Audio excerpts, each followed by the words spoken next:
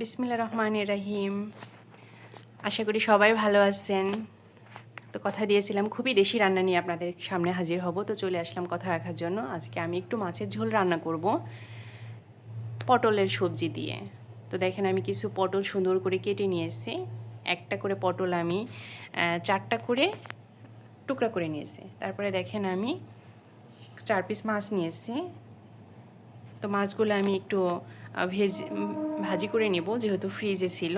তো অনেকেই চাইলে ফ্রেশ মাছটা শুধু সবজি দিয়েও রান্না করতে পারেন, সেক্ষেত্রে আপনারা নাও ভাজি করতে পারেন।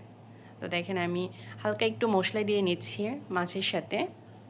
তো আমি যেহেতু সবজিতে দিব মাছ, এজন্য খুবই কম মশলা দিয়ে আমি মাছ 4 পিস ভাজি করে নিব।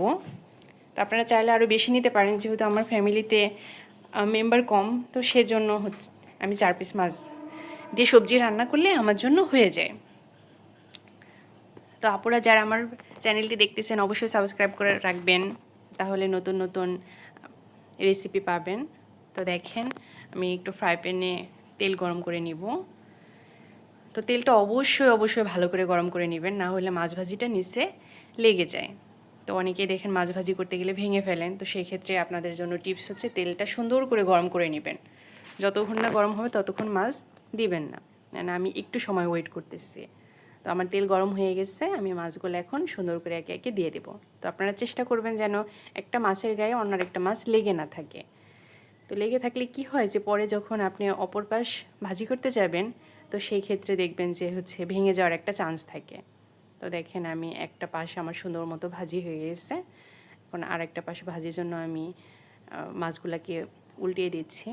তো দেখেন আমি কিন্তু খুবই কম ভেজেছি, যেহেতু আমি সবজিতে রান্না করব, এজন্য আমি খুব একটা বেশি ভাজি করব না। বেশি ভাজি করলে কি হয়, মাছটা শক্ত হয়ে যায়। আর অল্প ভাজি করলে মাছটা সবজিতে সুন্দর করে সেট হয় এবং তুলতুলে হয়ে যায়, খেতেও মজা লাগে। তো আপুরা আপনার বাসায় যাদের বাসায় ছোট বাচ্চা আছে, মাছ খেতে চায় না অথবা সবজি আলাদা খেতে চায় না, তো তারা মাছ এবং সবজির সাথে সুন্দর করে একটা কম্বিনেশন করে একটা তরকারি করে দিতে পারেন, তাহলে বাচ্চার যে পুষ্টিগুণ, যে প্রোটিনের যে চাহিদা সেটা পূরণ হবে। তো দেখেন আমি তেজপাতা দিলাম প্রথমে, তারপরে একটু পেঁয়াজ কুচি দিয়ে দিলাম। আমি খুবই কম পেঁয়াজ দিয়ে রান্না করি, যেমন এখানে প্রায় মাঝারি সাইজের একটা পেঁয়াজ দিয়ে আমার সবজিটা রান্না হয়ে যাবে। মরিচের যে চিড়ে রাখি মরিচগুলো দিয়ে দিলাম। তো তারপরে আমি সবজিতে সব সময় কাঁচা মরিচ ব্যবহার করি, কারণ কাঁচা মরিচের ওপরে আর কিছু নেই। যাদের গ্যাস্ট্রিকের সমস্যা তারা দরকার পড়ে কম ঝাল খাবেন, তারপরে কাঁচা মরিচ দিয়ে রান্না করবেন। কাঁচা মরিচ মানেই সবজির টেস্ট। দেখেন আমি একটু লবণ দিয়ে দেবো স্বাদ মতো, যারা যার যার ইচ্ছা মতো লবণ আপনারা দিবেন। তো এই ক্ষেত্রে আমি একটু মরিচের গুঁড়া দিব, যেহেতু সবজি একটু বেশি, এই জন্য হচ্ছে আমি একটু মরিচের গুঁড়া দিলাম, ধনিয়া গুঁড়া দিলাম। তারপরে আমি আগেই বলেছি যে আমার মশলার কালার বাজারে থেকে একটু অন্যরকম। তো দেখেন আমার মশলাগুলো হয়েই গেছে, এই জন্য হচ্ছে আমি পটলগুলা দিয়ে দিলাম। তো আপুরা আমার তো যেহেতু ঝটপট রান্না, খুব একটা বেশি সময় হাতে থাকে না, এই জন্য আমার রান্নাটা একটু ফাস্ট হয়ে যায়। তো দেখেন আমি পটলগুলো সুন্দর করে কষিয়ে নিব মশলার সাথে, যেন মশলাগুলো পটলের গায়ে সুন্দর করে মিক্স হয়ে যায়। তো মিক্স হয়ে গেলে সবজিটার টেস্ট ভালো আসে। আপনার মাখানো যত ভালো হবে সবজির টেস্টটা তত সুন্দর হবে। তো দেখেন আমি একটু ঢেকে দিব অল্প কিছুক্ষণের জন্য, 30 সেকেন্ড বা 40 সেকেন্ডের জন্য। তারপরে দেখেন আমি আবার খুলে দেখতেছি যে আমার মশলাটা পটলের সাথে একদম সুন্দর করে মিক্স হয়ে গেছে। আপনারা লক্ষ্য করলে দেখতে পারবেন। তো আপুরা আমার ভিডিও যাদের ভালো লাগে তারা অবশ্যই সাবস্ক্রাইব করে রাখবেন, তাহলে প্রতিদিন এরকম ঘরোয়া রান্না দেখতে পাবেন। আমি অল্প একটু পানি দিচ্ছি, অল্প একটু পানি দিয়ে আমি আর একবার একটু ঢেকে দিব। তো তাহলে আমার কষানোটা একদম 100% পারফেক্ট হয়ে যাবে। তো দেখেন আমি সুন্দর করে নেড়ে নিচ্ছি।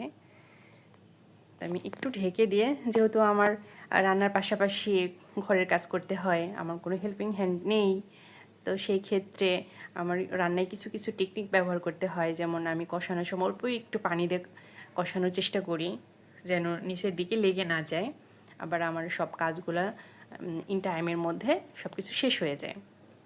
তো আমার কর্মজীবী আপুরা এবং যাদের বেবি আছে তাদের তো আরও ঝটপট রান্নার দরকার। তো সেক্ষেত্রে অবশ্যই আপনারা আমার চ্যানেলটা সাবস্ক্রাইব করে রাখবেন এবং আমি আপনাদেরকে সর্বোচ্চ কম সময়ে কীভাবে রান্না করা যায় এবং সাথে ভালোভাবে। তো দেখেন আপু আমি পানি অ্যাড করে দিয়েছি। তো পানি অ্যাড করার আগে অবশ্যই আপনারা পানি গরম করে নেবেন। পানি গরম করলে যেটা হয় যে আপনার রান্নার সময়টা অনেক কমে যায়। তো আপনি যদি এখানে ঠান্ডা পানি দিয়ে দিতেন তো তাহলে কি হতো যে রান্নার সময়টা বেড়ে যেত আলটিমেটলি। তো দেখেন আমি কিছু রসুন দিয়ে দিচ্ছি। তো আমি যেহেতু আমার ফ্যামিলিতে সবাই রসুন পছন্দ করে, আসলে পছন্দ করে বলতে আমি প্রথম থেকেই রসুন খাওয়ানোর একটু করে অভ্যাস করে আসছি, কারণ রসুনটা শরীরের জন্য খুবই ভালো। আর আমি কেটে দেই না, তেলে দিলে কি হয় যে রসুনের যে গুণাগুণটা সেটা নষ্ট হয়ে যায়। তো দেখেন আমি ঢাকনা দেওয়ার 2-3 মিনিট পরে আমার সুন্দর এরকম কালার চলে আসছে এবং আমি দেখতেই পাচ্ছি যে আর একটু সময়ের মধ্যে আমার তরকারিটা প্রায় হয়ে যাবে। তো আমি একটু নেড়ে দিয়ে আবার ঢেকে দিব। রেখে দিয়ে আমি আমার কাজে চলে গেলাম। আবার চলে আসলাম কাজটা শেষ করে, এসে দেখি যে আমার তরকারি একদম প্রায় হওয়ার পথে। এখন আমি মাছটা একটু দিয়ে দিব। তো মাছ দেওয়ার পর 3 থেকে 4 মিনিটের মধ্যে আমার রান্না এখন শেষ হয়ে যাবে। তো দেখেন মাছগুলো আমি ঝোলের সাথে সুন্দর করে ডুবো ডুবো অবস্থায় রাখবো, যেন মাছের মধ্যে এই সবজির যে ঝোলটা, যে টেস্টটা সুন্দর করে চলে যায় এবং মাছগুলো তুলতুলে হয়ে যায়। শক্ত মাছ খেতে আসলে ভালো লাগে না, আর যাদের বাসায় বাচ্চা আছে তারা তো আরোই খেতে পছন্দ করে না। এমনিতেই ইদানিং বাচ্চারা খাওয়া নিয়ে খুবই বার্গেনিং করে। তো দেখেন আপুরা আমার রান্না প্রায় শেষ, একটু সময়ের মধ্যে রান্না শেষ হয়ে যাবে। তো আপু যাদের বাচ্চারা এবং নিজেরা সবজি আলাদা খেতে পছন্দ করেন না, মাছ আলাদা খেতে পছন্দ করেন না, অথবা মাছ ভুনা খেতে খেতে অভুক্ত হয়ে গেছেন, তারা অবশ্যই এই রেসিপিটা ট্রাই করবেন। একটা সবজির ফ্লেভারও আপনারা পাবেন, মাছের প্রোটিন তো পাবেনই। তো দেখেন আমার স্পেশাল সেই জিরা গুঁড়াটা আমি দিয়ে দেবো। এটা আমি সব তরকারিতে, ইচ অ্যান্ড এভরি তরকারিতে ব্যবহার করি রান্নার শেষ হওয়ার 1 থেকে 1.5 মিনিট আগে। তাহলে কী যে সুন্দর একটা ফ্লেভার আসে আপু, আপনাদেরকে আপনারা ব্যবহার না করলে বুঝতে পারবেন না। তো আপনারা যারা এইটা ব্যবহার করেন না অবশ্যই মশলাটা বানিয়ে আপনারা ব্যবহার করবেন। দেখেন কি সুন্দর একটা স্মেল আসতেছে, মনে হচ্ছে এখনই গরম ভাত দিয়ে খেলে 1 প্লেট ভাত শেষ হয়ে যাবে। তো দেখেন আমার রান্না করা শেষ। এখন আমি মোটামুটি খাবার টেবিলে পরিবেশন করার জন্য একটা বাটিতে সবজিটা দিয়ে দিব। তো আপুরা দেখেন আমার রান্নাটা দেখলে আপনারা বুঝতে পারবেন যে কী পরিমাণ কম তেলে আমি রান্না করি,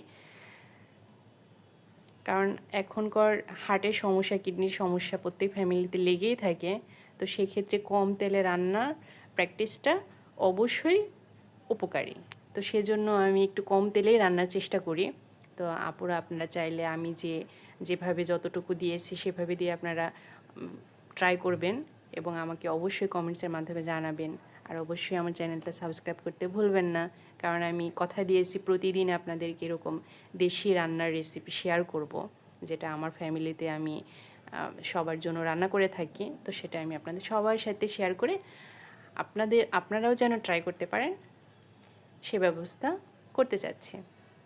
তো আপনারা দেখেন আমার তরকারি রান্না শেষ, আমার প্লেটে বাটিতে বেড়ে দেওয়াও শেষ। তো আপনারা সবাই ভালো থাকবেন, আমার জন্য দোয়া করবেন।